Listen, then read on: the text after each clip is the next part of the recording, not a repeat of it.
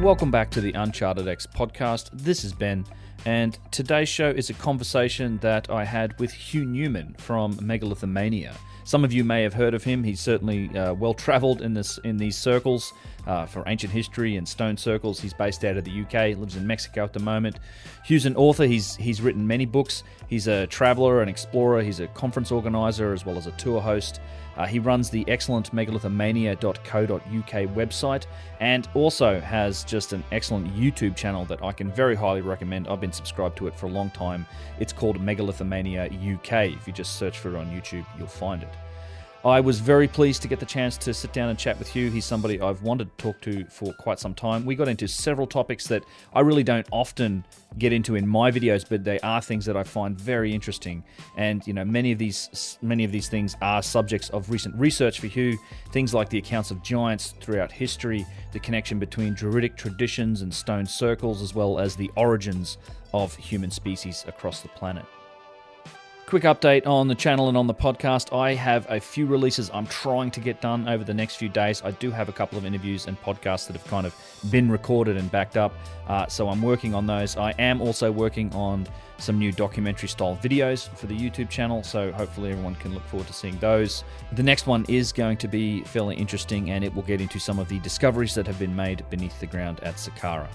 As always, up front, I do want to extend a huge thanks to those who do support the channel via the value for value model that I've shamelessly stolen from the No Agenda show. If you are interested in supporting the channel, supporting my work, there are lots of ways to do that. They're all outlined on my website. It's unchartedx.com/support. So in any case, I do want to extend a big thanks to Hugh for his time. I very much enjoyed the discussion. Hopefully we'll get together soon on a future Swapcast to review some more video and do another podcast. And I very much hope you enjoy the conversation. Cheers. So Hugh Newman from Megalithomania joining me on the podcast today. Hugh, it's great to meet you. I've wanted to chat with you. I've been a fan of your work and I've wanted to talk with you for a while. Cool. Well, likewise, I've been catching all your videos, your cool documentaries, and yes, delight to meet at last.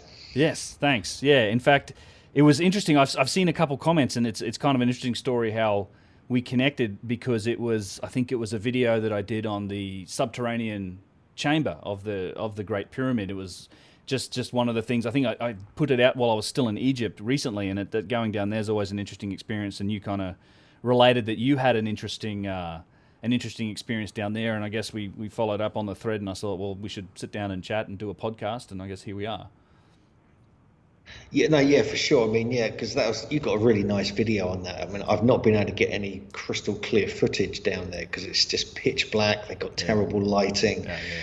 We've done a few experiments down there with sound, but yeah, I mean, I mentioned this experience if it's appropriate, because there was very odd. I was super sick. I was in Egypt. This was in December 2012. I was with Michael Tellinger. We were running a little tour there with Project Camelot and a few other people.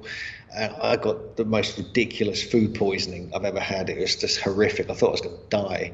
Couldn't do anything for about 5 days. But we had this private access to the pyramid on, I think, December the 21st or 20th, 2012, which was like the big end of the Mayan calendar and all this kind of stuff.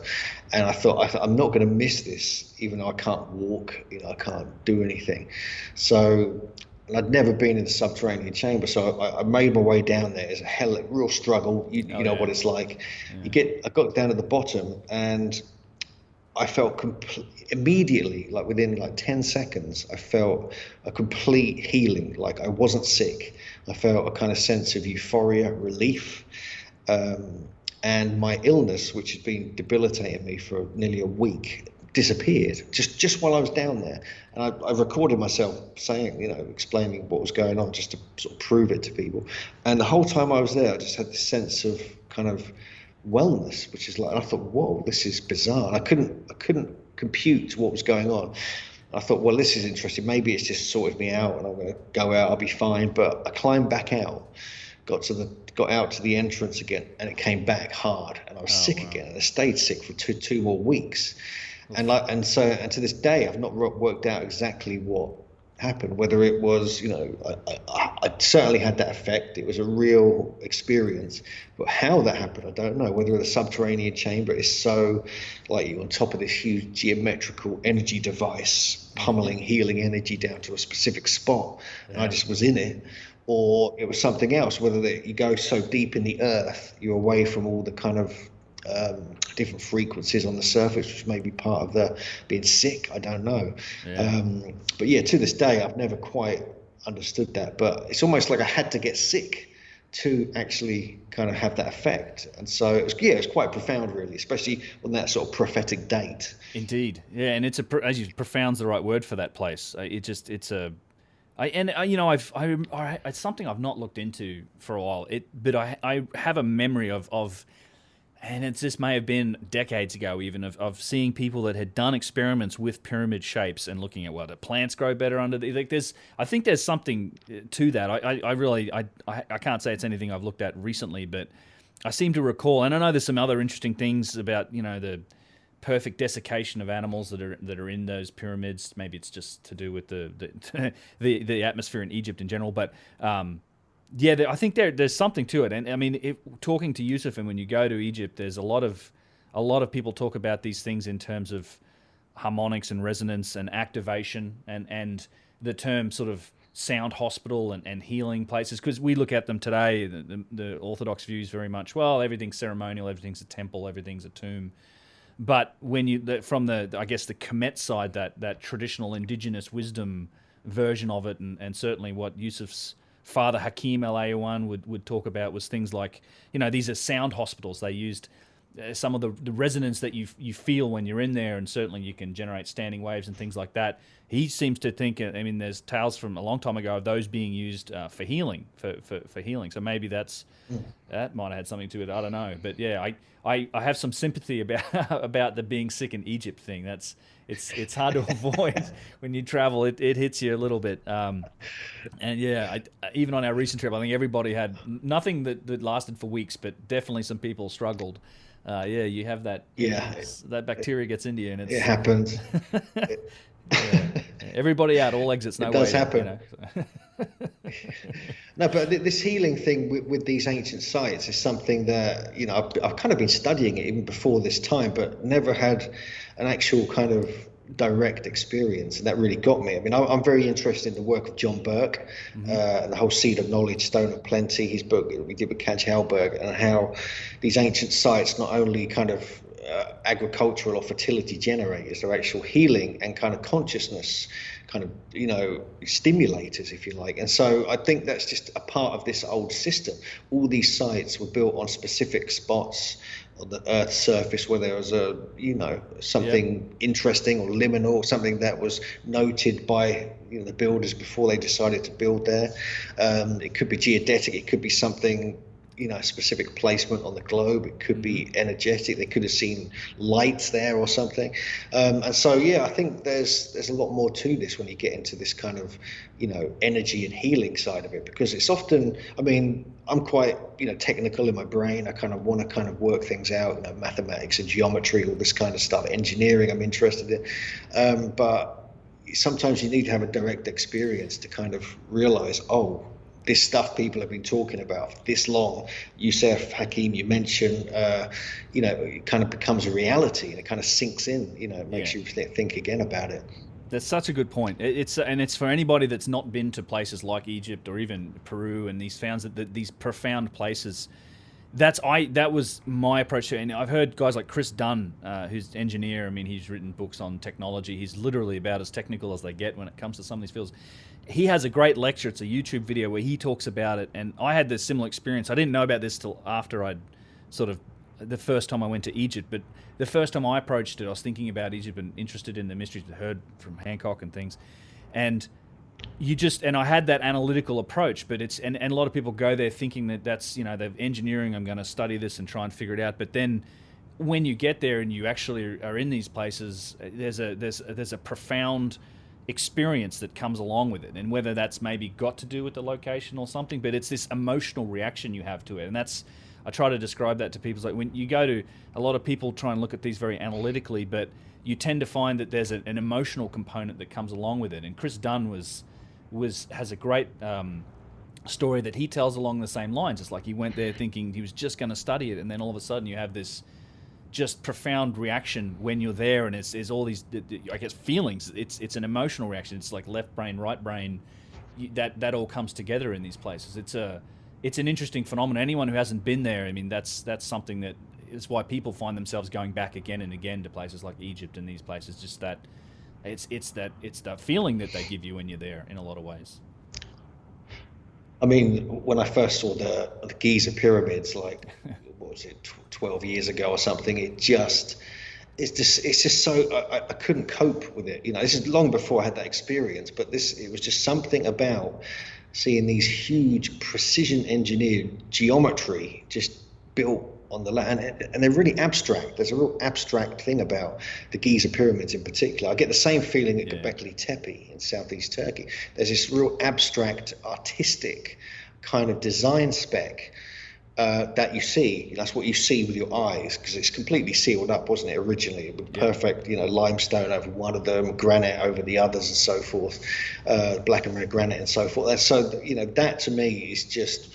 And just even the style, of the stonework around the middle and the smaller pyramid, it's the polygonal style, obviously, but that's really abstract, artistic style as well. It's not. It doesn't look like it's useful. It doesn't look like it's like an architectural design spec. It's like artistic, but completely abstract. And I find that's the profoundness I really got when I went to the Giza Plateau first. It really kind of got me on that level, because it's like, why design them like this? And you can't even see the interior. You're not supposed to see it whatsoever. So you don't even know what's going on inside it if you just arrived there, a couple of thousand years ago. So yes, it's something about these places. It's all these different levels it gets you at. Indeed, yeah, and there's another aspect which is, to me, it's also which makes these things worth visiting and seeing if people haven't, is it's just so far out of our realm of what we normally see. Even to some extent, classical European history, we have this connection to it, and there's these places that we understand, and ancient Rome. I mean, but you go back far enough to Egypt and the megalithic stuff in South America and Central America. I mean, it's just. It's so far out of our civilization, and it's out. I think again, it comes back to, you talked about consciousness and it's this state of mind. I think that was they had I think those cultures, whoever made them, had a different connection to consciousness and states of mind. It's something that our civilization generally doesn't engage with to a lot of in a lot of ways. Again, I'm a fan of Hancock's work in this direction, like looking at the benefits that can come from altered states of consciousness that perhaps were dealt with initiation, and some of these sites were used in that manner. There was one question I had. So you'd written a book about this, when you talk about like the potential like energy sources and the location of these sites on the planet. That's something that I briefly looked into. It's something I want to get into a little bit more, but the whole potential of like telluric energy and these sites being located in specific areas. And for me, it's like some of these are just emerging areas of science today. And a lot of this stuff, I think it's possible that some of the reasons behind it, and even perhaps some of their functional purpose, if indeed they had one, probably lays in some of those areas that we haven't quite figured out yet. And there's certainly plenty of areas that we don't know about as a species just yet, or at least we haven't rediscovered yet. But yeah, is that I haven't read the book, but I know you did something about that. You think that these places are lined up in significant locations? Well, yeah, for sure. I mean, you got like, what the book really was. It's called Earth Grids, and it was like really about all the different theories about like ley lines, earth energies, geodetic locations, the way that many of these sites are placed according to mathematical and geometric principles on the surface around the planet, with Giza really appearing to be the ancient prime meridian, where everything was measured out from, all these different locations of all these other major areas of construction, like, obviously Stonehenge, Peru, Mexico, things like this. Mm-hmm.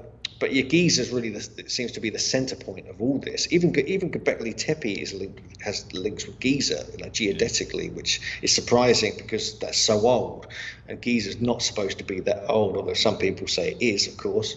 But I think if you're looking into the energetic aspect, I think there's a very strong case for this. I mean, anyone who's not read John Burke's, he's now passed away, unfortunately, his book Seed of Knowledge, Stone of Plenty, that is one of the most important books written on any of the ancient mysteries ever, in my opinion. Add it to my list. Because he did the tests. He had these magnetometers, electric voltometers, and all these different things.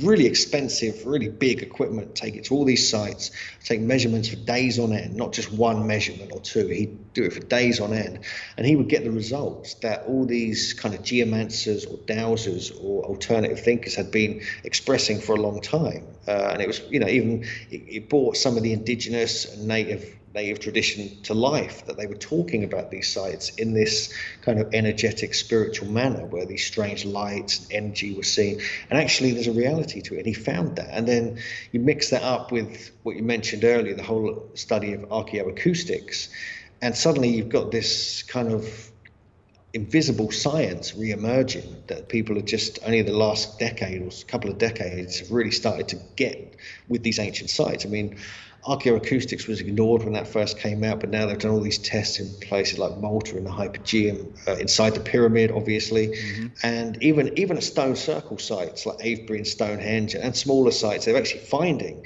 there's very strange acoustic effects at these places. And all of these sites also seem to be built on very significant earth energy hotspots, where these telluric currents kind of congregate, they meet, they kind of manipulated by the stones in the ground in the stone circle, for instance. And because these telluric currents only travel about less than 3 feet deep beneath the surface.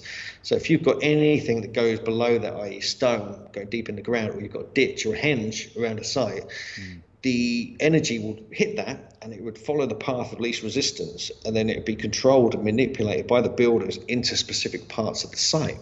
So you get this build-up of this kind of charge, and this is what it was all about. And they would place their seeds there, they place their grains there, they would get charged up, they would get higher yields because this was a science to them. It wasn't just a spiritual kind of ceremonial thing.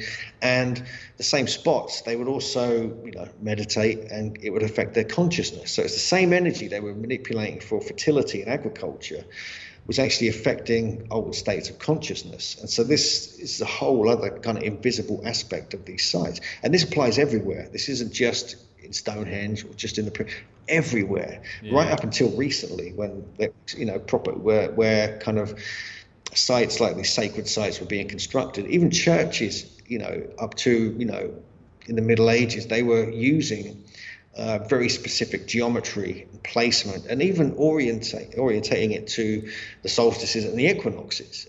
That was an earlier pagan or megalithic kind of science. And so that as well is another thing, where you're harnessing the cosmic energy with the earth energy, with the telluric currents and all this other stuff. And I think to me, this is one of the most fascinating aspects of these sites, whether it's pyramids, mounds, stone circles, or anything else. Yeah, me too. And I try to focus a lot on the technology and in the architecture, but it's definitely, this is one area I've been trying to do more research into, because I think it's fundamentally connected with the purpose for these places. I really, after one thing I've learned from looking at these for the last 10 years at least, is that this stuff isn't just ceremonial everywhere. Like, there has to be, I think there is some purpose, there was some function. And it seems, the more you look into it, the more it seems to be related to these. I don't want to. It's like organic technology. Like it's some connection to the earth. It's the ability to use organic materials. That's why these things are made out of stone. Where our civilization went in an entirely different direction. We make these composite materials. We are disconnected from all of these types of concepts. And you can't. I mean, you simply can't deny that these things exist. I mean, you mentioned dowsing and that type of thing. Like, that's there is very hard evidence that these things work. And then you know all these sites have connections to water as well. For example, and I think I have to read this book because it sounds like he's done some of the experimentation that I've also had a little look at. I have a video where with Yousef we were testing sort of the electromagnetic properties of different types of megalithic stone, which is this interesting combination you see in a lot of places in Giza, basalt, limestone, and granite. And they conduct electricity in different ways. And then you see how these things are laid out on these sites, particularly the oldest sites, the biggest sites, the Old Kingdom stuff. They're very specifically laid out. And then there's also some really strange effects in certain places where there seems to have been a heat effect that's been applied to, say, basalt that's been in the inside, it's been cased in limestone, and these basalt blocks are now crumbling, but they haven't been really exposed to the sun for that long. And you know, not like this stuff just crumbles naturally after sitting in the sun for very long. It's almost as if it's been heated up and cooled down a number of times that have caused this effect. So I think there's an awful lot of things we could be doing to investigate in those directions and maybe learn something. Like there's, as you say, I think it's not all just mystery and magic. I mean, magic's just science we haven't figured out yet. You know, like this is all stuff that I think we can find the answers to if we were open-minded enough to really put our back into it, if you like, and use all of the science that's at our fingertips to go and investigate it. But it's tough. You know, these places are often controlled by authorities that are vested in the Orthodox story, and you know, you have to be playing along those lines to be able to get access to these places and do these experiments. But you know, I live in hope that'll change slowly over time. We'll see. Yeah, I mean, I totally agree with you. I mean, it's like, I mean, you mentioned Yousef is a good friend of mine as well. We done many trips with Yousef. We tried to get him over to England once, but couldn't quite manage it. But he's kind of view on things. I mean, he's very into he's got this spiritual upbringing with his father, obviously, but he's also got this very technical engineering element to his way of seeing things, and a musical acoustic aspect as well. But you look at you look at and you look at the high level detail and like Chris Dunn style, where you're seeing precision engineered beyond what is necessary, and accuracy. And he says it's like a machine, it's like a generator, it does something useful.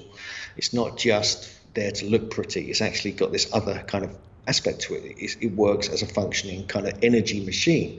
And so many of these sites, especially in Egypt, Peru, and even Stonehenge to some extent, are precision, they're very specifically designed, with very accurate, beyond what is necessary, so you get the effects. So if you're doing acoustics, or you're directing energy, or you're trying to affect consciousness, there has to be a sort of spec that they're working to. And I think this is why you get so much precision detail. And they were so obsessed by that, because they sort of kept fine-tuning it. I mean, one of the things I keep spotting everywhere, people talk about these like protrusions or nubs on stones. They're like tuning things. To me, that they're part of this tuning aspect of it. They were probably much bigger originally, then they would cut it down until it was tuned correctly.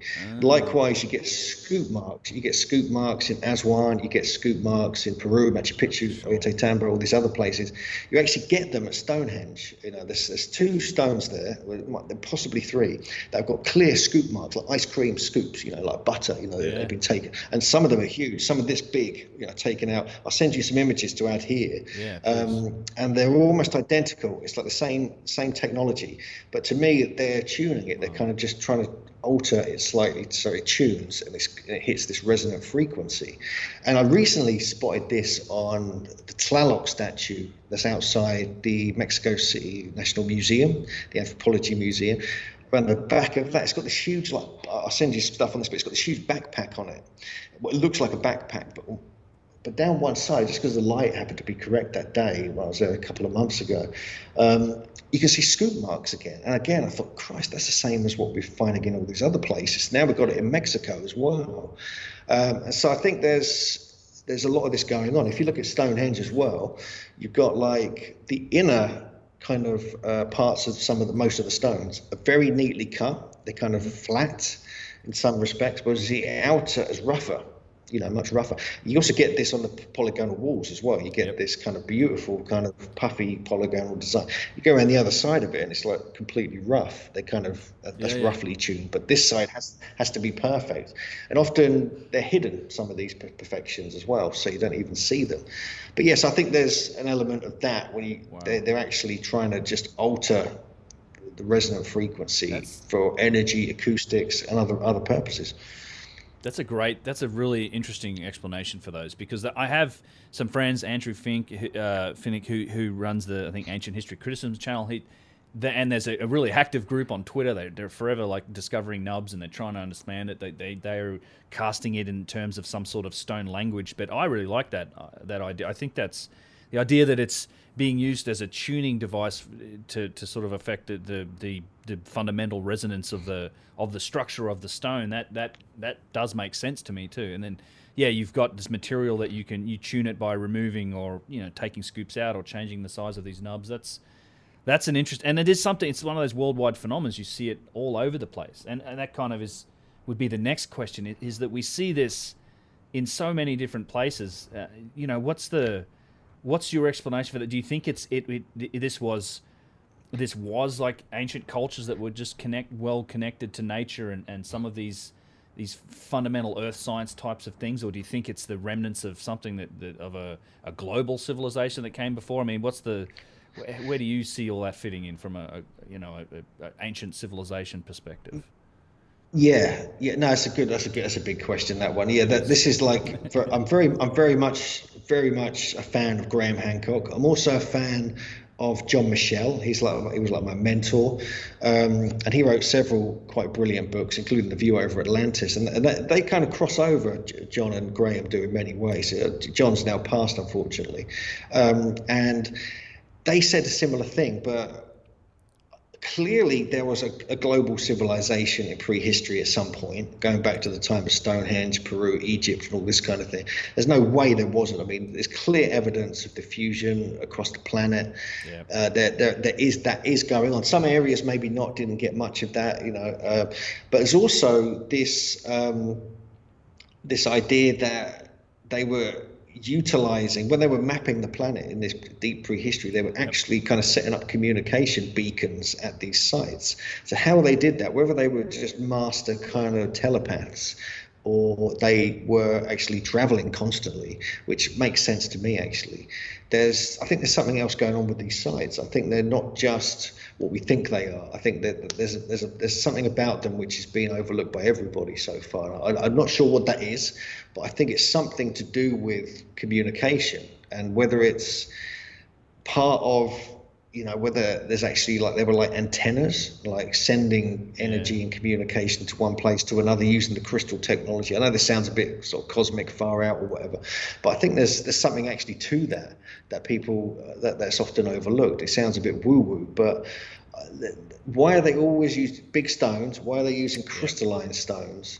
Right. Why they have these nubs? Why do they have scoop marks? Why are they using the same geometry? Why are they all aligning them astronomically? There's something going on with that, and I'm pretty much convinced. I mean, I'm quite obsessed by this idea of. I've been researching a lot on like Viracocha and Quetzalcoatl, the plumed serpents of Central and South America, and this tradition. And I've been looking further and further into that. And there is clearly this connection with the Middle East and with Egypt, very much so, especially with Mexico, the Olmecs and other cultures. And the same thing in South America as well. And so I think there's a bit of both of all these things going on. I think you're going to develop techniques that work for you, because I think one of the other things that you mentioned earlier, they develop these techniques shamanically, where they're ingesting psychedelic plant substances and so forth, having revelations and ideas forthcoming, connecting with the ancestors and all this kind of stuff. And so you're going to get inspiration and ideas emerging from that realm, and that's going to happen in different parts of the world. And then when you connect with these people from different cultures, it brings it to a whole other level. I think there's just there was a shamanic consciousness back then that we don't have anymore. We only have it in small pockets, groups. So I think that's what's missing, and will probably give us some clearer answers. I think you're right. And another book, well, if people people may have heard me mention this one before too, but I'm not sure if you've read it. But Cosmic Serpent, Origin, DNA, and the Origins of Knowledge, the Jeremy Narby book. Yeah, fantastic, because that's few people realize that we have huge chunks of modern medicine and modern pharmaceuticals. I mean, the knowledge and understanding of where these compounds and chemicals came to us from. I mean, pretty much the root of every anesthetic, or most of them, certainly comes from curare, and that's just a crazy story when you look into how they figured out the origins of curare. It's all that it traces back to the Amazonian jungle, the shamanic traditions there, and it's a fantastic book that goes into like looking at how did you, because you got to imagine there's millions and millions of different trees and compounds and chemicals and all of in the Amazon, like all of this massive biodiversity that's down there, and how they put together the list of ingredients to make curare, and then you've got to combine all these different ingredients. You've got to cook them in a very specific way. The fumes can kill you if you do it wrong, or if you get exposed to them. If you eat it, it does nothing. If you get it in your bloodstream, it does nothing. It only works when it's injected subcutaneously. There's all of these steps that is so improbable. But asking the people down there about how they found this, they took ayahuasca and the gods told them how to do all this stuff. And we, much of modern medicine is directly taken from, the knowledge that's comes from a lot of these Amazonian tribes, and it's that's specifically how they gain this knowledge, how they'll tell you they do it, and it's a incredible book. And like I said, as you said, we don't have this connection to that shamanic traditions, those altered states of consciousness, and a lot of people are rediscovering that now, right? So ayahuasca tourism is booming down there. I haven't had the chance to do that myself. I was booked into Spirit Quest to go down there for a week. I never ended up doing it. I was there to film. I know it's kind of like when I do have the chance, I want to make sure I spend the time to put myself back together afterwards, because I'm aware of all of the I've done a lot of research into it. I'm aware of what it takes, and certainly you can gain similar, I think, benefits with psilocybin and other things. But a lot of people are rediscovering the benefit of these, and it's the pendulum slowly turning around now with clinical trials. Like we're figuring out that psilocybin works wonderfully well with like terminally ill cancer patients. It's I think there's treatments in Germany. There's Rick Straussman and all of his studies with DMT, and there's some remarkable results come out of those things. Not just like benefits clinically, but I mean he's pretty much shown that they did these trials with DMT under that clinical environment, and people would come out reporting having seen and had the same visions. They'd seen the same figures. They'd had the same experiences separately, which is it's hard to explain if you just it's just a hallucination that your brain's making up.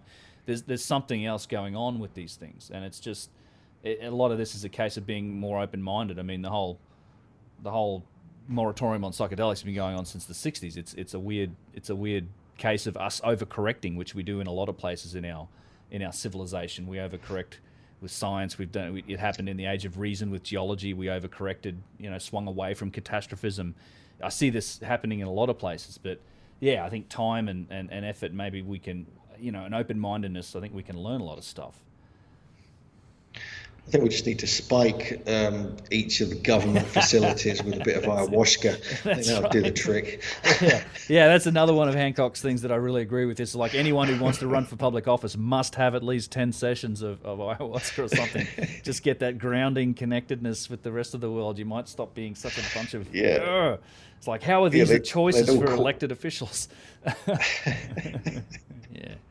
No, I agree. Yeah, there's definitely a lot of that missing in our society currently, which is frustrating. But what can you do? I mean, you just got. I mean, with this whole. One of the things you mentioned, these plants in Britain, we had the druidic tradition where there's a very high level of understanding plant medicines here. From whether it's psychedelics or for healing or for longevity and things like this.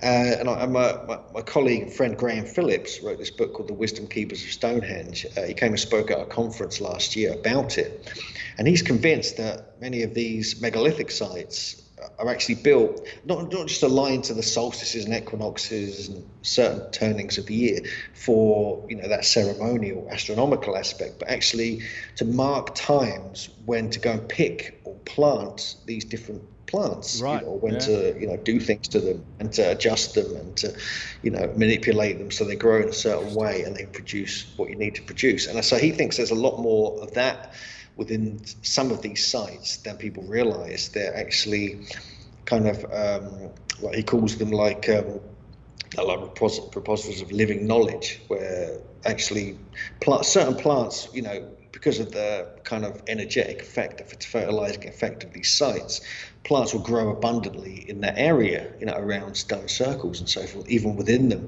And so it could be like gardens, like gardens of different herbs and things like that, and they're aligned. So when certain things happen with the light, the sunrise on a certain day, when to go and deal with that crop and things like this. So there's that side of it as well, relating to these megalithic sites. That's interesting. Yeah, the whole druid. I'm super interested in that as well. Again, it's one of those areas I'd like to learn more. There's a great I think it's an old film about, I think it's Ben Brady was the last Irish druid, or one of the last druids who was supposedly of that tradition, and it's just an interesting story about how that was almost like it became a secret society within the church ultimately. Like when Christianity came to the, it was something that a tradition that continued, but it was almost run secretly from within the church itself, and a lot of these traditions were maintained, and we've got probably some fragments of that still happening today. Yeah, it's a very interesting story, and you're right. I think there's obviously a connection to it.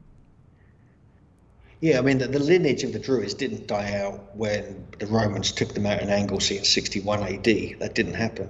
I mean, the traditions maintained themselves. There were actual kind of early books that, even though the Druids were technically an oral tradition, where they would have like these phenomenal memory techniques of learning and so forth, that continued actually very quietly in different places. And as you say, that came into like the early kind of Celtic church, some of the first churches in Ireland, Wales, especially in Wales as well, and certain parts of England. And so, but these traditions, Druids, even though they're around 2,000 years ago, thereabouts, their tradition comes from the megalith builders.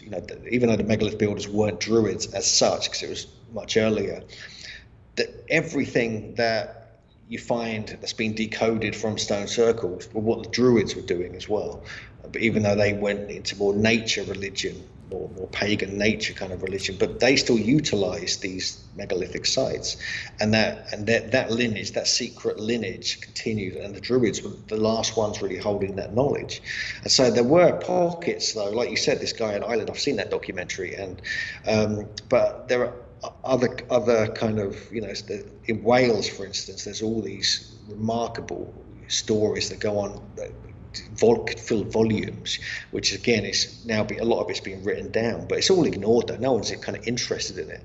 So actually some of this stuff we've actually pulled together and translated for a current book I'm writing with Jim Vieira, which is about the giants of Stonehenge in ancient Britain, where we're kind of looking into the giant lore and linking that with the giant bones that have been found.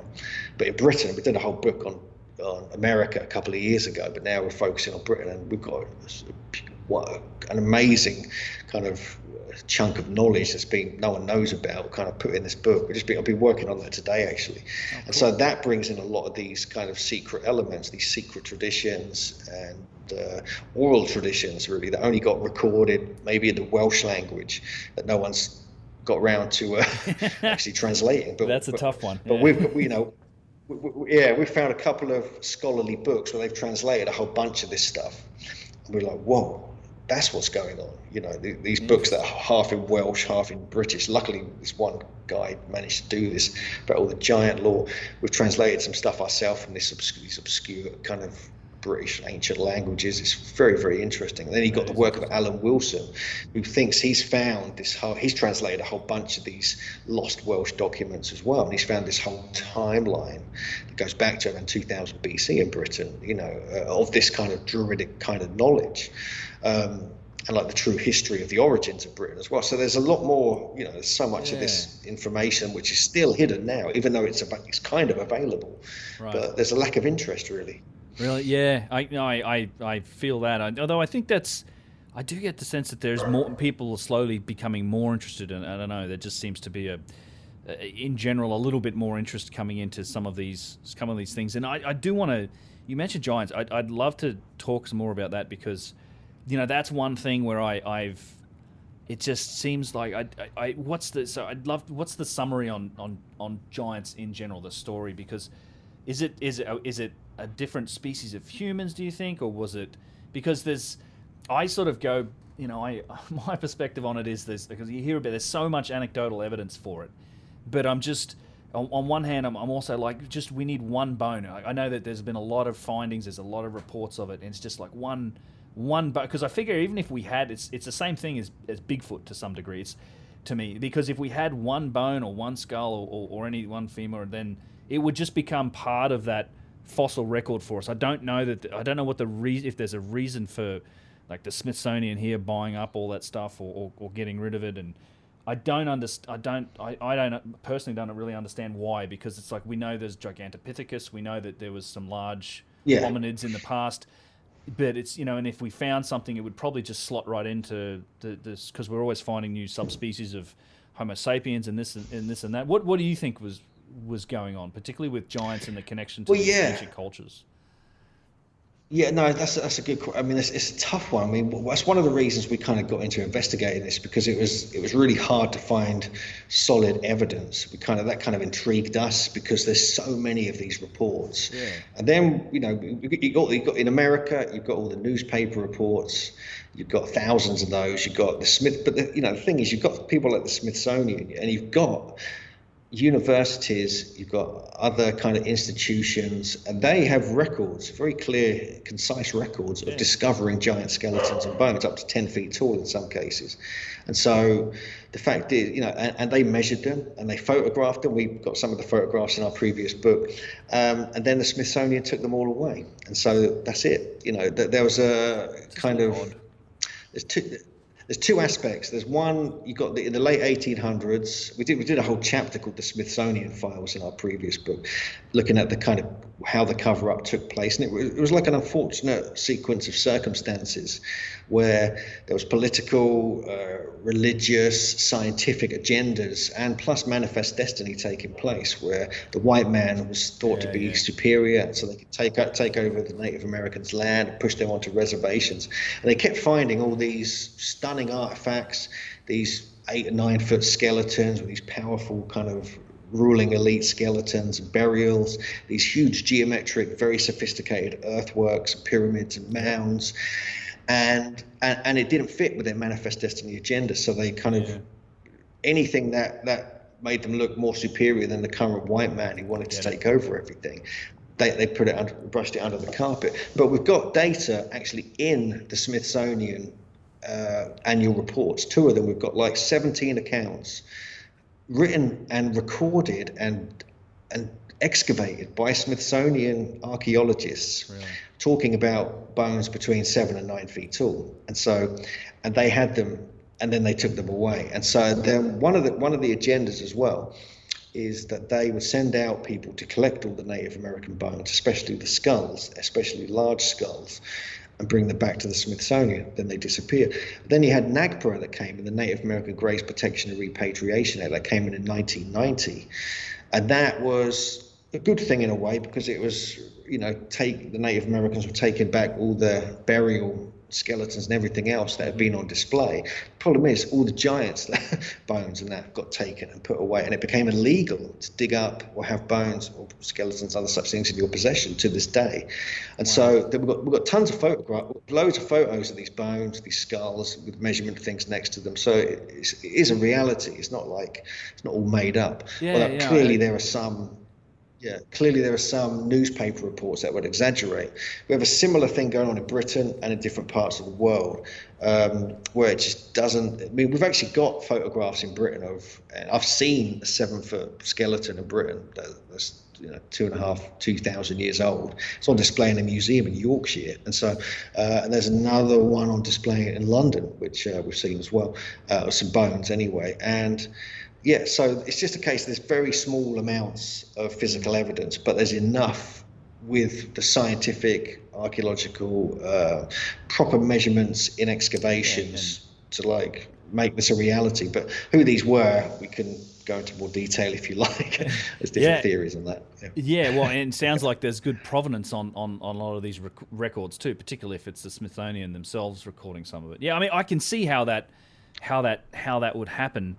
I mean, to some extent, we have that. It's not the same full-blown manifest destiny that I'm sure was going on in that case, but the whole, the whole Clovis First doctrine is a modern-day example of the same type of thing. It's like we're going to dismiss any evidence that's contrary to this prevailing belief, and almost Egyptology and archaeology today in general has a touch of that, where it's just like, this is anything. I mean, my good examples go Göbekli Tepe.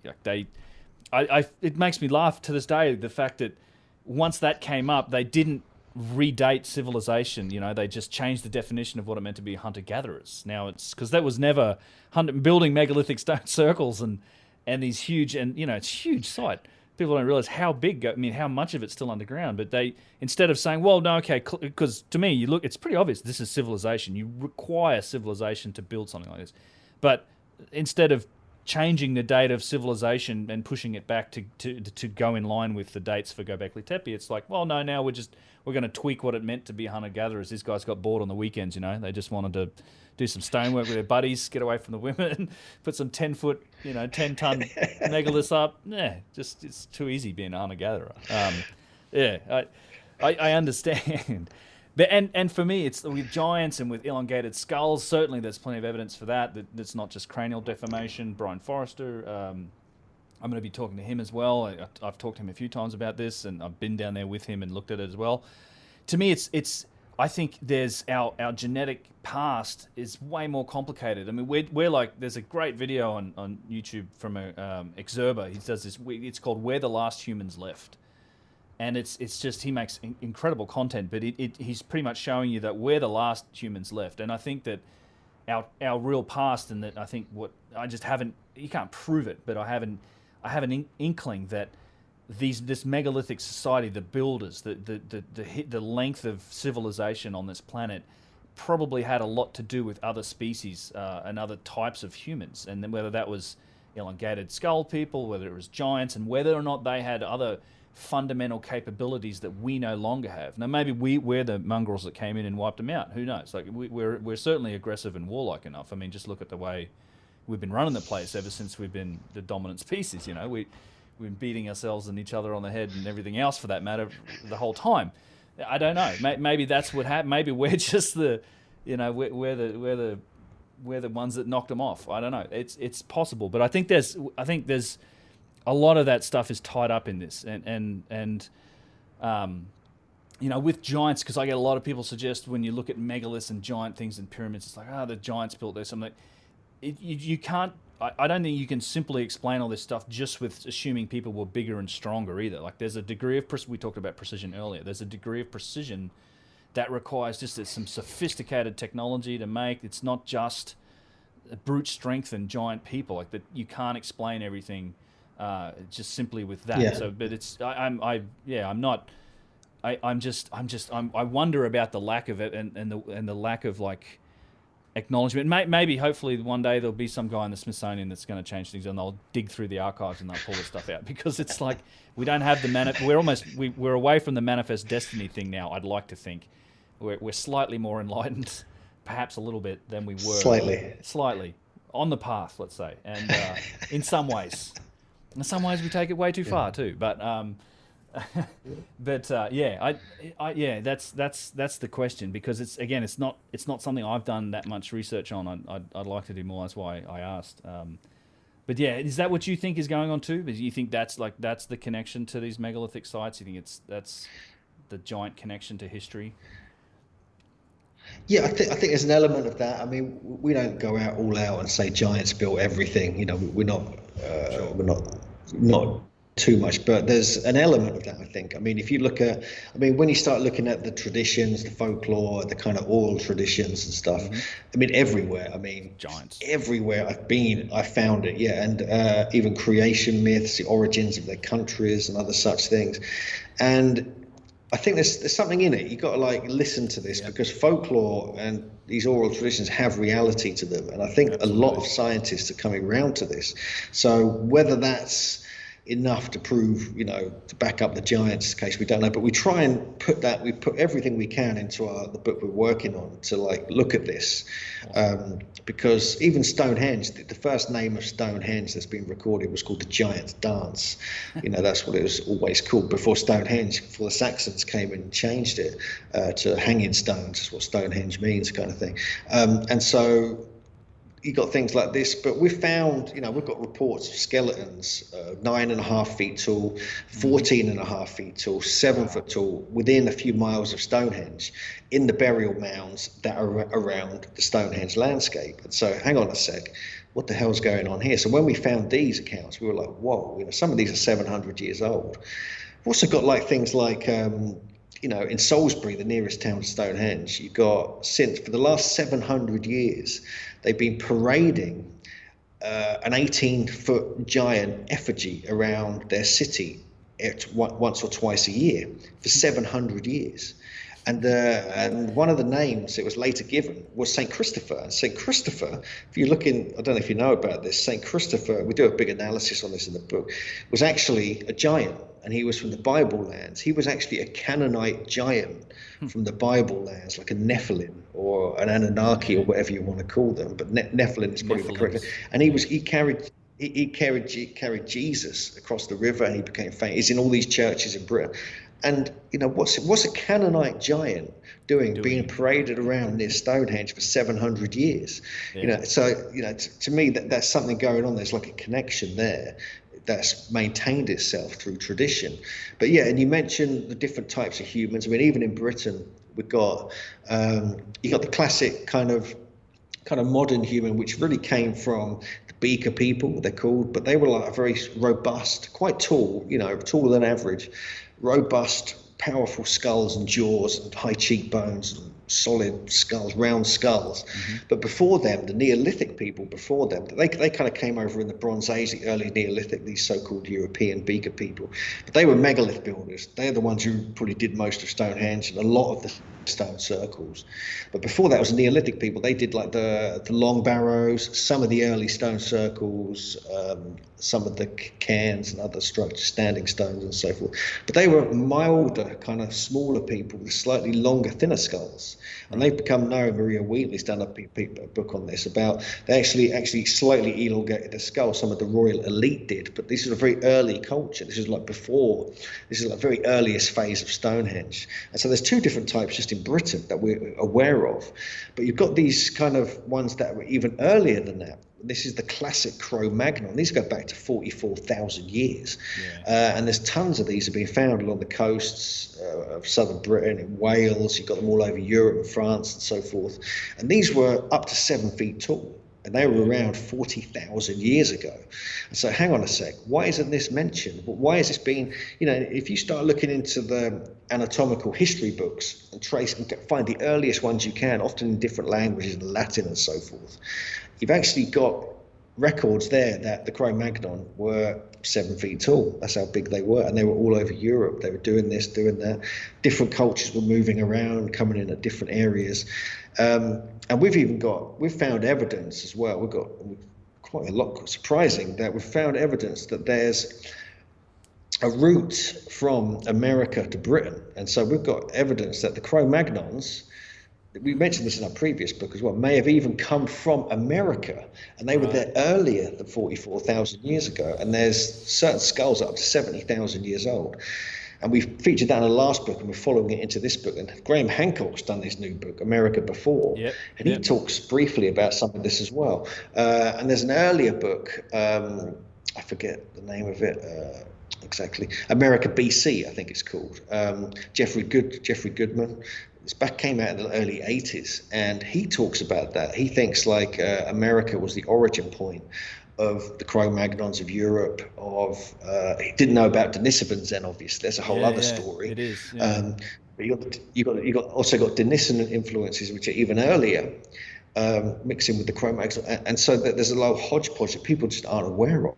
There's different migrations, there's different movements around the planet, extremely early dates, because you could just get in a boat in America, in North America, and you'd end up in Ireland. You know, that's how you just end up there by not doing much. You just float along, and you get to Ireland eventually. Yeah. And this has been found to be the case, because you've got all these traditions in Ireland that talk about, you know, giants coming from the west and all this kind of stuff, with the Tuatha Dé Danann and the Fomorians and so forth. So it's like mixing the kind of trying to gauge, you know, take these very strong ancient legends and stories, folklore traditions, you know, with a pinch of reality, you know, and then look at the modern science. It's starting to match some aspects of that, and so Denisovans are part of this as well.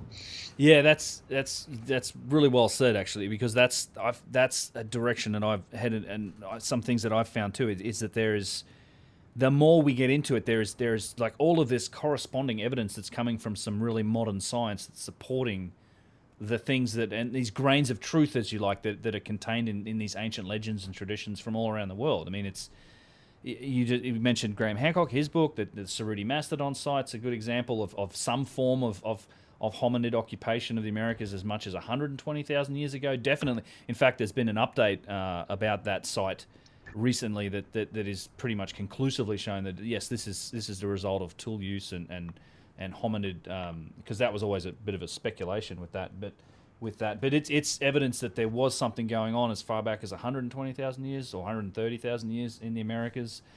And for me, the other big angle on all of this stuff is the cataclysm, the catastrophe, the evidence for some massive issue. And we now know that, of course, the Younger Dryas, there was this catastrophic period that really changed the surface of the Earth, and nowhere more than the Americas, really. Like, that was when that happened 12,900 years ago. I mean, it's you know, raised. This was the event that helped raise the sea levels 400 feet or 100 meters or more than that.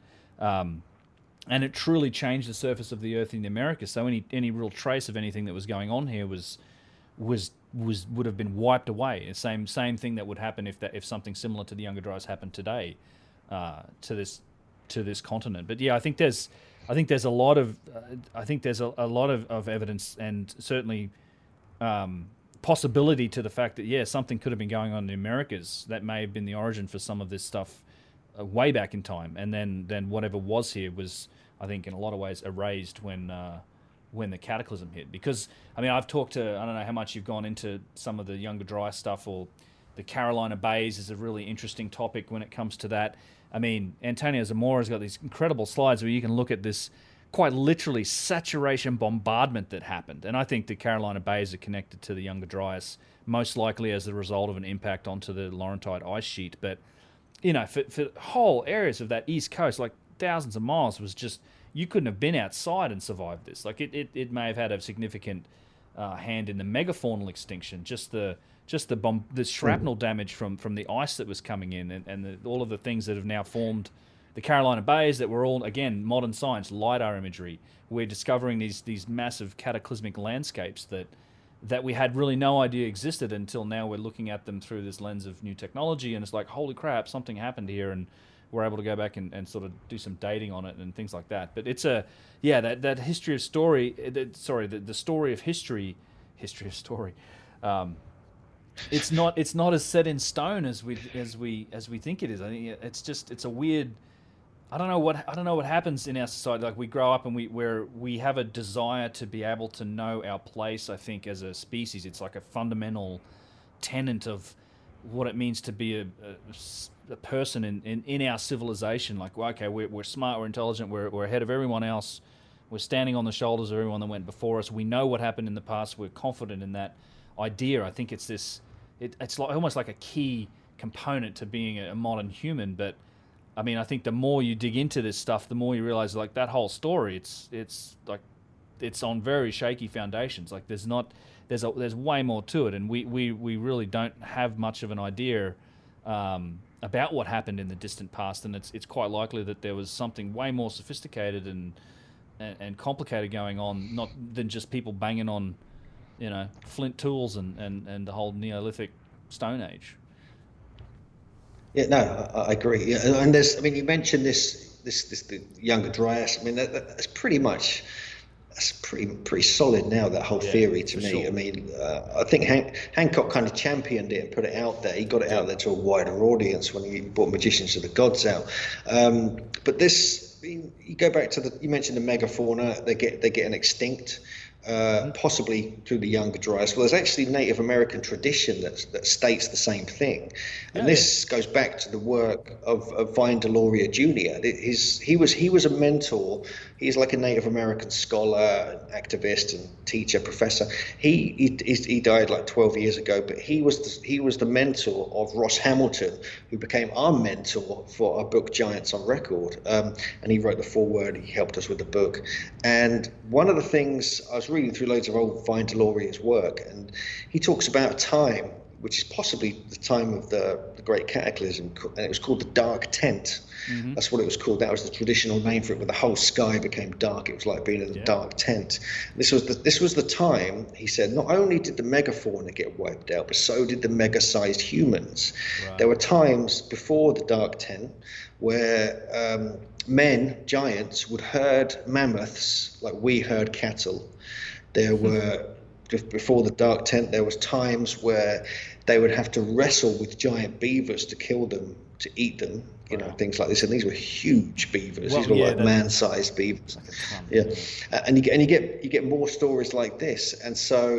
And he said this all happened at the same time. This is the time when all the animals shrunk over the next couple of thousand years, and it was a relief to everybody.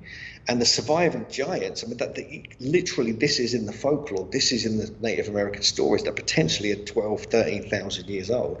They talk about these giants, and like some of them survived and restarted civilization in North America. And it was them, and then humans started to shrink after that. That's when and then the Clovis was sort of starting to happen at that time. But before that, there was these indigenous giants. And this is all like in very early recorded traditional Native American tradition, and it's not made up. A lot of this was put into books like 20 years ago, before the giants thing was a kind of popular thing. So there's elements of that just, if you look at the traditions, they all match up with this as well. With this whole cataclysm. Yeah, there's no end to it. It's not just Native American. I mean, you find references for that type, and particularly cataclysm as well. It comes from almost even our culture, our religion. It's the Book of Revelations. It's almost like an eyewitness account of this angel sounded the horn and the flaming mountain came out of the sky and hit the rivers and the land. Like there's so many of these. Almost every you can't like poke a stick at any ancient religion and not find a tale, an origin story that talks about cataclysm, fire or flood, and then their ancestors sort of barely living through it and them having to restart civilization again. And it turns out that's what happened. Like there was, whether it was fire or flood, I mean, pretty much you weren't escaping this. And even the Aboriginals in Australia, which would have been probably the least affected anywhere on the planet, but even they have stories of these massive, their Dreamtime traditions talk about all that, all giant floods, and that's a whole other area I'd like to do a bunch more research into, because I think there's connections to cataclysm in that culture as well, and they've been there for 50,000 years at least, sort of witnessing it all. But yeah, there's the other aspect, we talked briefly about it, but your longtime colleague Andrew Collins and his work on the Denisovans or the Denisovans, one thing that's fascinated me about that, and you say they came even earlier than Cro-Magnon, is that there's some evidence that they were able to use tools and forms of technology. That whole Denisovan bracelet that's out there, that's a really interesting find. It's like they've drilled through a jade, or I think it's some form of stone bracelet that's got a hole that's been cut in it. We can still see tool marks on it, and this must date back to what, 60,000-70,000 years old. So it's, I think we have a misconception of some of these other precursor humans in some ways. We can't just say that, they were just all cavemen, thumping things on the head with sticks and rocks. I mean, I think it's quite possible that they were just as clever as us and just as able to organize, and I think there's a lot of possibility in that direction. Anyway, it's just Yeah, again, I'm not that much of an expert in it, but yeah, you've given me a bunch of good pointers on books that I'm definitely going to go and have to read after this now. So, yeah. Yeah, I mean the Denisovans. I mean, there's something about them which is kind of newish kind of stuff. I mean, they keep digging into the Denisova cave. They've got evidence in Tibet now. They've got other areas, but there's even evidence. I mean, not only with the giants of North America. That's a big thing that we wrote about in our book back in 2015. I think it was. Now, it's quite a long time ago. And Andrew was doing it at the same time then, and we kind of used some of his material in that because we realised the finger bones. And I think the two teeth that were very large. They were much bigger than they should be for a standard human.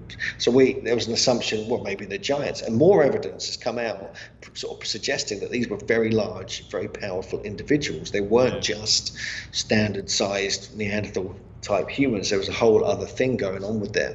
You mentioned the technology, but their migration and the fact that they're in like up to 3% or 4% in some places of DNA in North America, the northern regions of North America, suggests there was definitely an influx. And these could be the genes that were the giant genes that kind of spread. Right. And there's even evidence. This is thanks to Andrew. He's dug into all the old academic papers, the really hard to find things, and presented it. And we've used some in our new book. There's even evidence of possible Denisovan or Denisovan DNA finding its way into Europe and Britain, which is very, very tiny amounts, but there is something going on with that, and I think more is going to come out when more tests are done.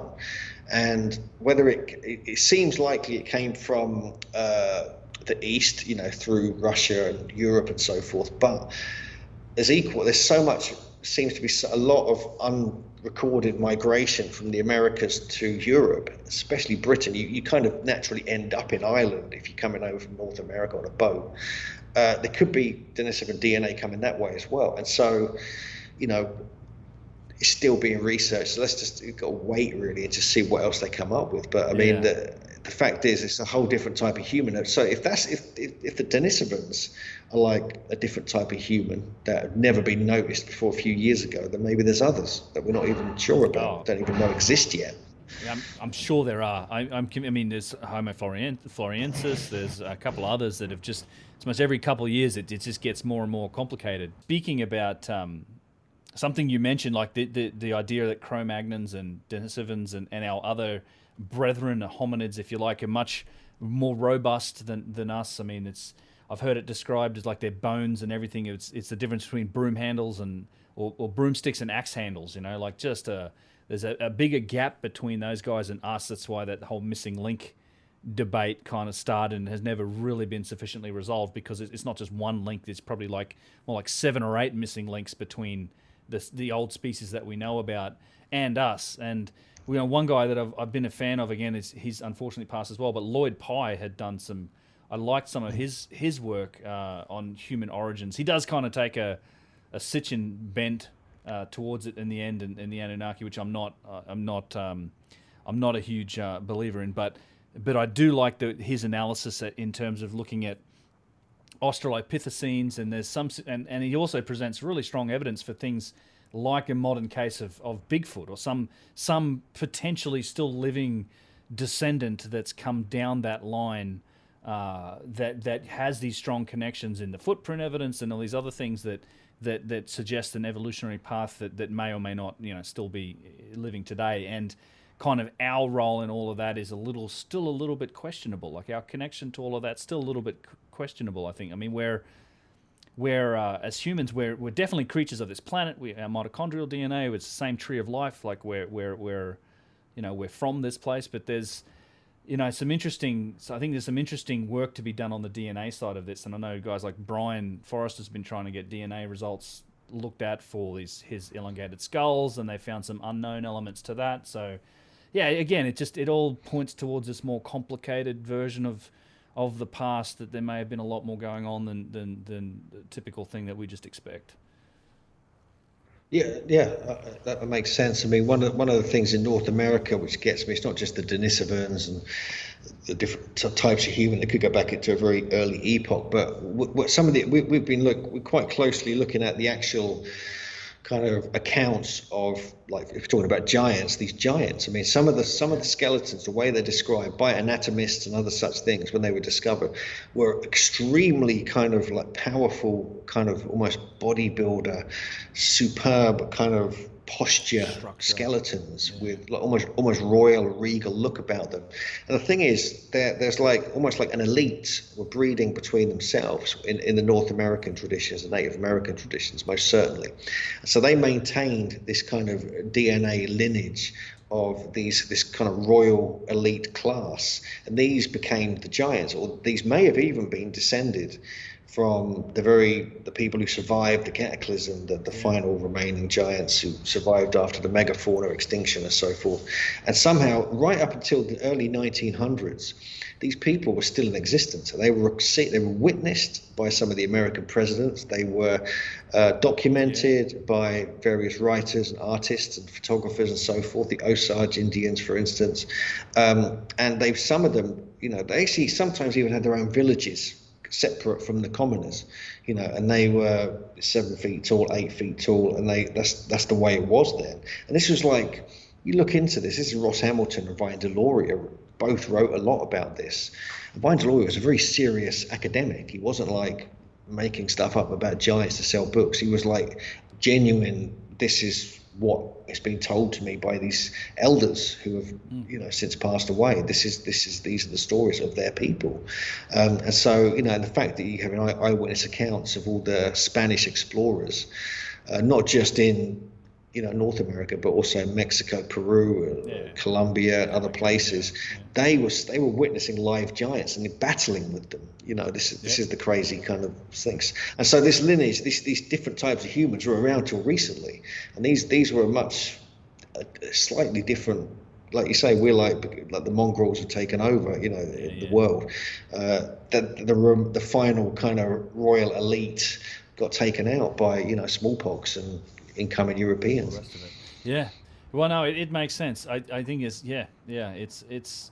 I look forward to reading the book when you get it out. And I'll have to look up the other book. Again, it's a topic that I wanted to get into more. I wanted to ask you about that connection to kind of the builder cultures and where it goes. But it certainly seems evident to me that it's way more complex. One thing I wanted to pivot to is just ask, because I know you're in Mexico at the moment. You've been here for a while.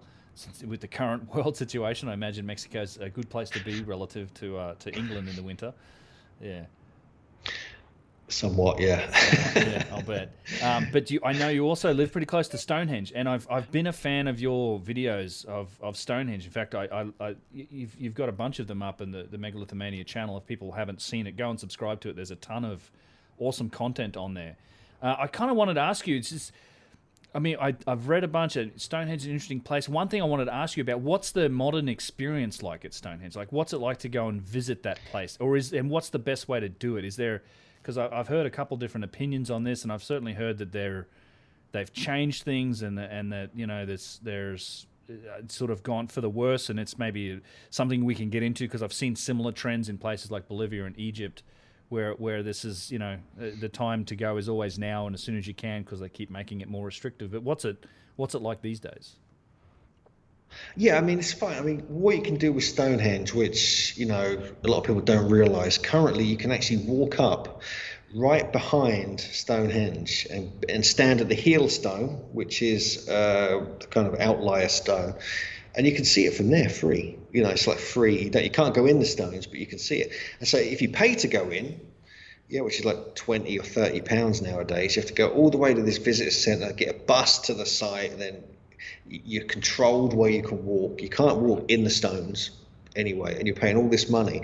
So you can virtually get as close for free just by standing behind the fence, which is private, which is common land. It's like owned by the National Trust. I walk up there most days when I'm at home, because it's like a 15-minute walk.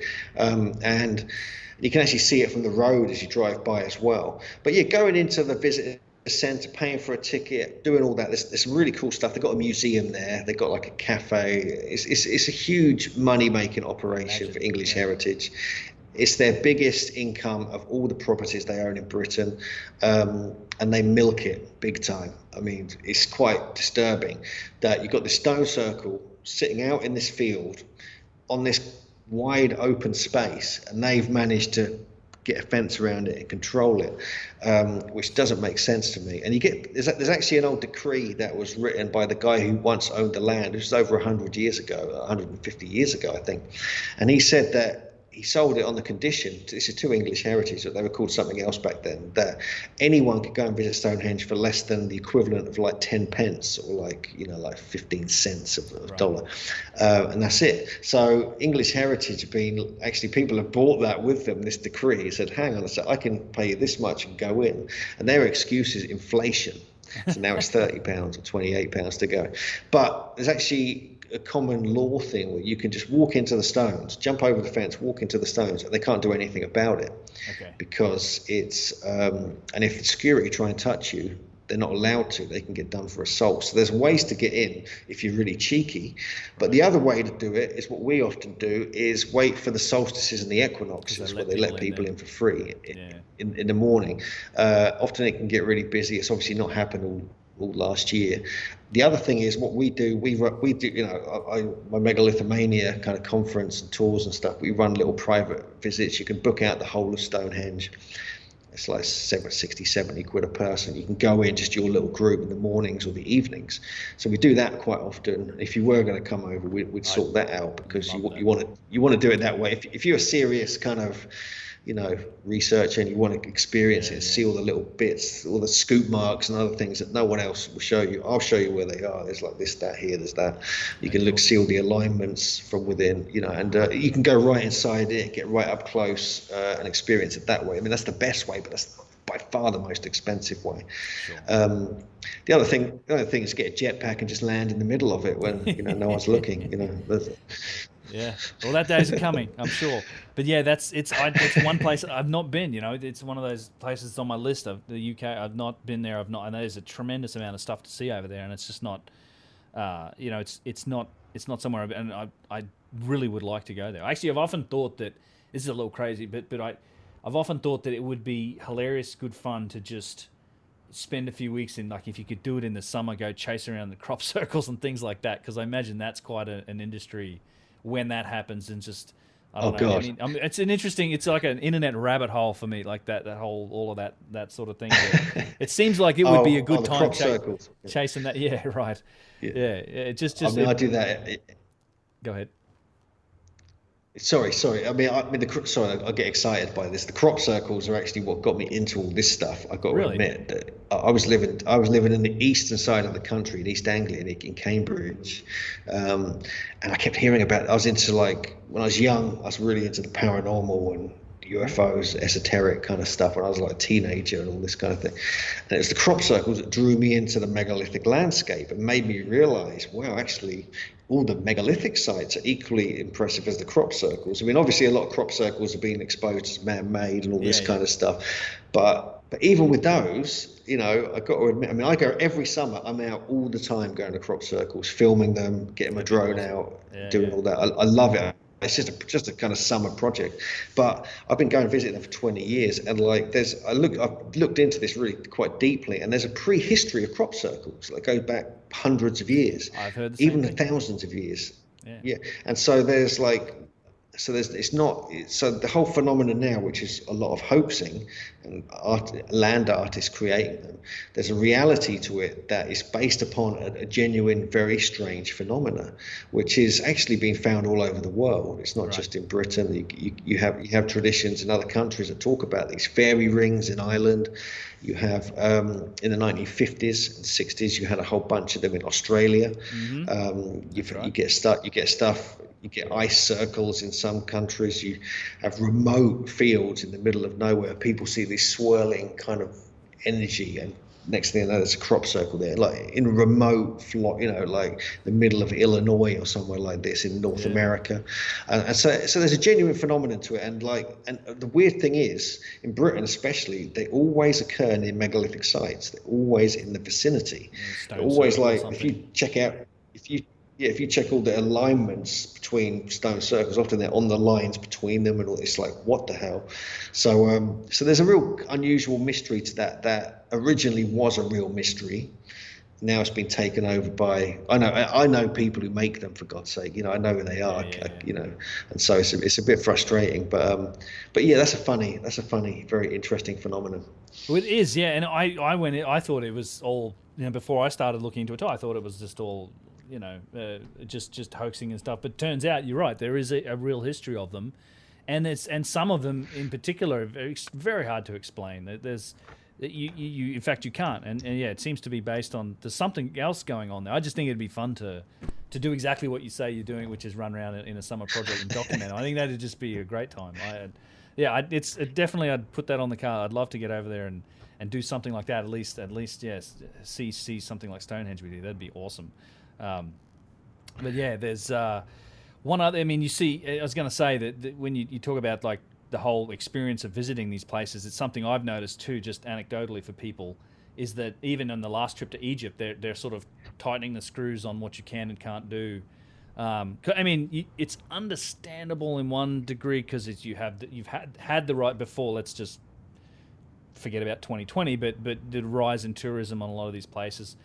And I guess they're looking to preserve and protect, which is important. But at the same time, I feel like a lot of these things, they belong to everyone. Like you should have a decent amount of access to it. But, I've seen over the years places like Pumapunku and Tiwanaku, they're slowly adding ropes and directions. And Machu Picchu it used to be a free-for-all. Now it's a directional thing. You have to go a certain way. Yeah. Through them, and even now the pyramid's roped off. So this was new to me this year. That the Great Pyramid they've put up a rope around it. You can't. The guards yell at you. Of course, you're with Yousef, fine. You can hop over the rope, do what you want. But if you're there on your own, then you get yelled at for crossing the rope. You can't get right up close to it. It's the rope's a meter away from the first sort of the first of the courses. So that's It's just I don't like that trend. It's a bit unfortunate, but as always, I'd say, the time to visit these things is now before they shut them all down and you have to look at it behind glass or something, which I think ultimately may be the way these things go. But I mean, it's just changes. I did hear something about the laws in England, whether or not is there some proposal to change those rambling laws? Like I know that's always been the ability for people to walk on places. I know it's public land. There's the public land near Stonehenge probably isn't affected by it, but I did hear something about there's some proposal to change those laws in England so that you can't do things like that anymore. That would be awful if that happened, I think. I mean, they're doing things like that already. I mean, there's these around Stonehenge. You have this behind Stonehenge. You have this big strip of kind of common land. It's like a road, really, an old road.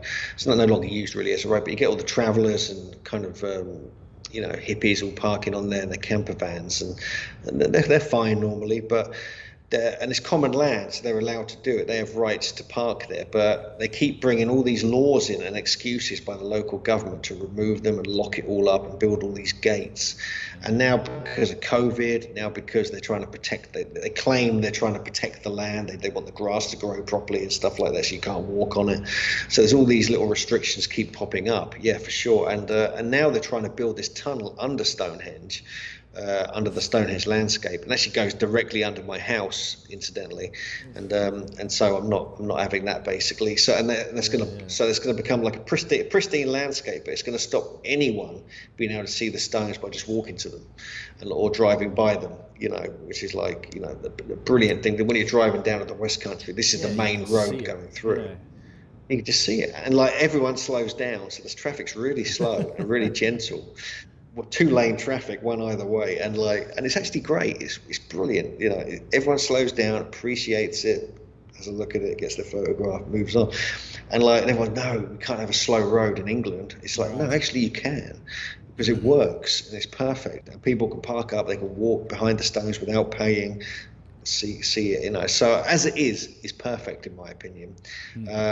They can't restrict because it's public land, some of it. National trusts allow ramblers and other such things, but during the solstices and equinoxes they're now tightening up, stopping people parking anywhere near, so they have to walk miles to get to it. People come and park in my car park now, they're like 10 cars piled in there, you know. That's the way it works. But you know, the same thing, I mean, being in Mexico, I've noticed it here as well, but this is mainly because of COVID. They're stopping people climbing certain pyramids. There's some you can climb, other such things. They roped off parts of Teotihuacan. You can't climb the Sun Pyramid at the moment, things like that. I managed to turn up at Teotihuacan a couple of months ago when no one was there. It was spooky. There was like 20 people in the whole place or something. And I went to the Quetzalcoatl Pyramid. There were no guards there. So I went around the back and I looked all around. And my latest video I just published is just looking at all these megalithic blocks that came off the back of the sides of the pyramid. Plus I found another tunnel entrance which hasn't been reported. So they've dug it out, put a gate on it, but it's not in the official documentation on the tunnels that I found around the front, which I've not been able to get in. I've been trying to get in there for years. And you know, we just wandered in and had a look around. But so one of the things, if you want to get to see the sites properly, it's great doing the tours. I run tours. I love taking people to these places and showing them things they're not going to notice otherwise. But if you've got a chance, do little solo missions. You just wait around till no one's around. You can go get in and do all the little things that groups can't do. And so I'm utilizing those kind of cheeky kind of access skills to kind of get into places. But you know, no harm is done. I'm a genuine researcher. I want to see what's going. I want to document it. I want to see what's there. I want to get, you know, JJ works on the symbolism to see, you know, if there's any interesting things that haven't been published. Indeed. And I think you've got to get, you know, to me, you know, I'm an avid traveler. I'm obsessed by traveling. So I'm devastated by this COVID thing because that's stopping it all for everybody. I mean, we were lucky to get to Mexico. I'm grateful we made it here. We're pretty much stuck here for a while. And you know, it's just the way it is, unfortunately. But hopefully by the end, you know, middle of this year or later this year, things will be back on track. Yeah, I hope so too, because I used to do a lot more traveling than I have been doing recently. Same thing. It was what got me into this, trying to do this, quitting my job in IT to try and pursue this researching full time, because I was spending more and more time looking at these places and becoming more and more interested in them. And and same thing. I've had the same experience. The group travel is great, and we had a great trip to Egypt. We were just there. I think was it November, December, mostly December. We were pretty much the only tour group in Egypt, according to the tourist police general. So we had a lot of these sites to ourselves, which was kind of a unique experience. But I've also had that experience, like doing the solo missions and just going with a guide or with Yousef, and you get into a lot more places.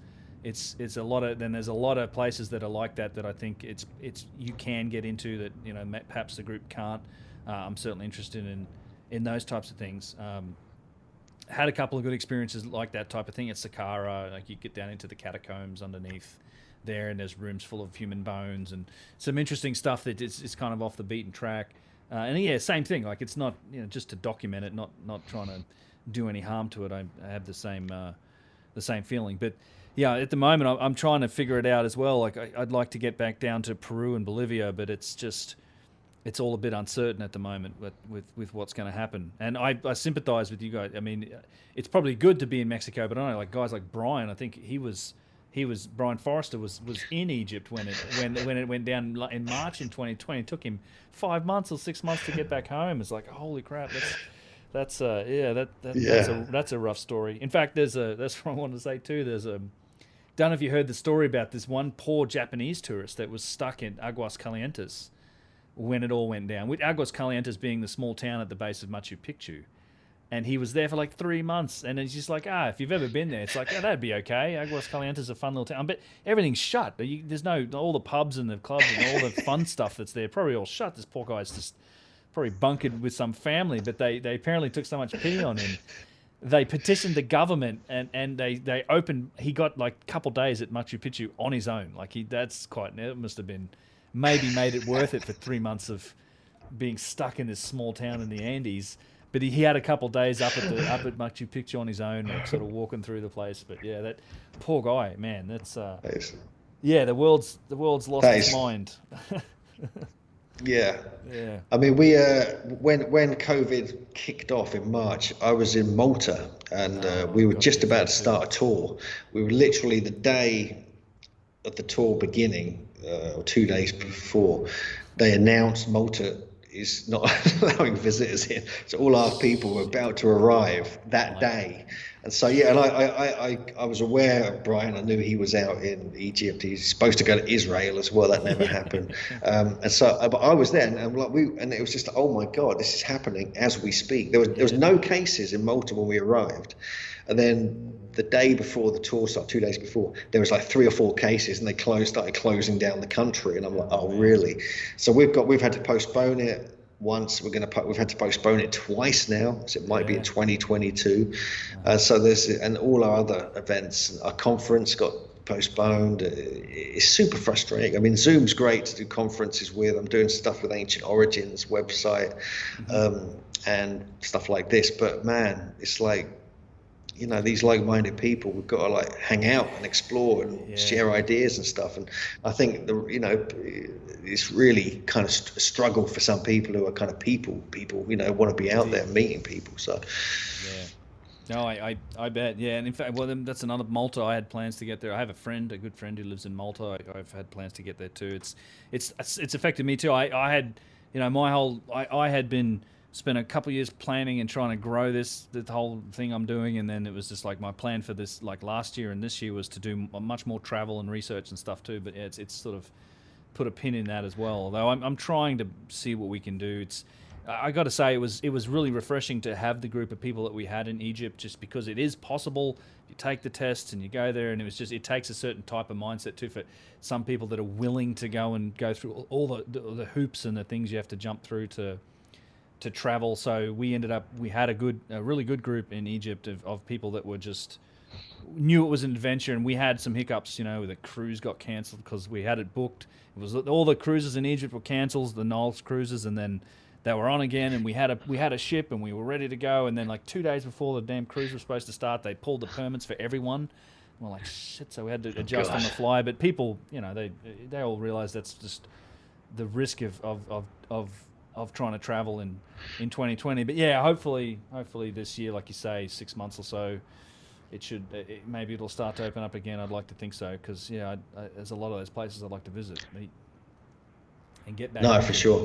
Well, hopefully, yeah. Let's just cross fingers, hope that all works out. But I think there's but there are sort of good sides to this. Like in Britain, for instance, we had the lockdown. You know, it began in like March or April, and it was actually strangely kind of good. You know, in a weird way, like all the sites had a break. You know, everyone had a break, and it was actually really good weather, which is unusual in Britain, for almost the whole time. It was like an early summer, so everyone was actually, we're just having a break, a holiday. All the sites, suddenly all the grass grew back, wildlife came back into some of the kind of more larger archaeological sites. It gave a chance for everything to kind of reset itself, and actually it had this positive effect, not just on, you know, the sites, the megalithic sites, ancient sites that people were going to visit, but the wildlife kind of emerged. The grass grew back in places it hadn't done for ages. There was less pollution. You know, weren't cars. I mean, we sit in our garden at Stonehenge. We've got this major road going by, and there were times, for the first time ever, when no cars would go by for an hour. You know, and it was the most strange thing. And this is the main thoroughfare between East and West England, and so it's got its positives. I mean, but you know, and I think, you know, it's given a chance, a little breather for people in some respects. But now it's winter, and they're doing it in Britain. That's rough. You know, that's rough. Doing it when it's sunny. Yeah, in the winter, man. God. Yes. Yeah, I know what you mean. In fact, and I talked with Matt from Ancient Architects quite a bit, and he's been, pretty much in one of the strictest quarantine areas, I think, in the Yeah. UK, and he's certainly suffering from it at the moment. It keeps going on for him. It's unfortunate. And I mean, Australia. I mean, thank all I can say is thank God I'm not living there, because you couldn't get. Not that I could go home if I wanted to at this point, but you couldn't really get in or out of the place forever. They just locked down the whole country, Australia, New Zealand, and even if you could manage to travel, it's a 2-week quarantine when you come back. It's like, yeah, it's certainly a change to the way it's been. So yeah, I don't. I'm just doing my best to try and get around it a little bit. I guess you can travel. It depends where you are, but there's possibilities, and hopefully in the next 6 months, like we said, things will open up a little more. But yeah, cool. All right. So I don't know. Maybe we can. I was just going to say this has been really good. Where can people find you? What's the best way if people want to learn some more? What's the best way they can get a hold of you? Yeah. They can, I mean, I've got, I'm on social media. Either there's Megalithomania and there's Hugh Newman. They can find me on Facebook, Instagram. I've got groups, pages, all this kind of stuff. YouTube is Megalithomania UK. We've got fairly large YouTube channel, got like 800 videos up. It's got, I mean, I'm doing a lot of YouTube at the moment because there's not much else to do, and I'm doing a lot of because we're in Mexico. I'm actually like creating videos on as we travel to places. So if people want to see what is going on in Mexico at the moment, we found some really interesting things in various places, which to me really fascinating, because it's like showing this megalithic side of Mexico that people don't realize is at the foundation of a lot of these sites. Obviously we have the Olmecs, we have obviously Teotihuacan and places like that are quite megalithic, and you've got places south of Mexico City which are actually Olmec sites, which people don't realize is actually Olmec sites, like Chalcatzingo, and there's a couple of other places down in Guerrero and Morelos. I've been exploring there with Marco Vergato. He's a fascinating researcher based in Mexico City. He's done some brilliant articles and explorations. He's got a book coming out next year. So I've been doing a few sites with him. There's a place called Chimalacatlan, which no one goes to. It's really hard to find, but it's got megalithic platforms, completely different to Mayan and Aztec and any other stuff. There's a site called Tecotzingo, just outside Mexico City.